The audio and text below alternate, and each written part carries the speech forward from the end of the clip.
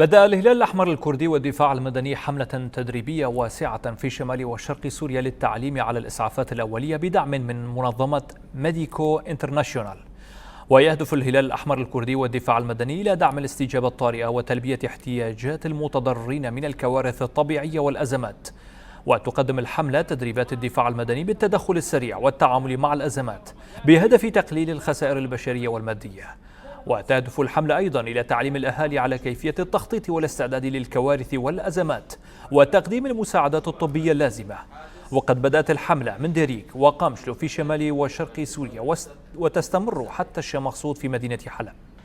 بهذا الصدد وخلال مقابلة له مع فضائية روجافا يشرح مهند سليمان المشرف على الحملة الخصائص التي يتم تدريب الأهالي عليها وما يجب فعله في حالة حدوث أي طارئ.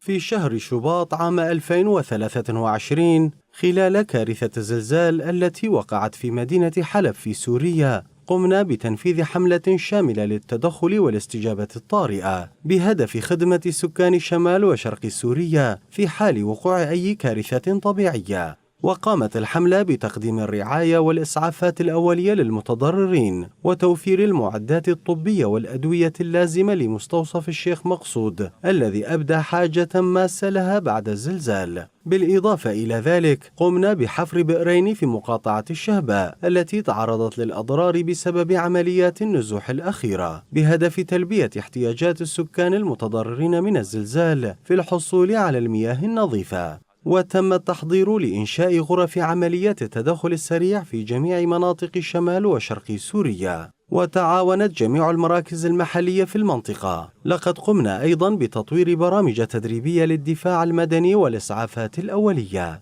تهدف إلى تدريب ما يصل إلى 2000 شخص من قامشلو والشيخ مقصود والشهباء وإشراك 100 مدرب للتصرف في حالات الطوارئ. بالنسبة لبرنامج الإسعافات الأولية فإننا نسعى لتدريب حوالي 8000 شخص في شمال وشرق سوريا. دائما عم تصير معنا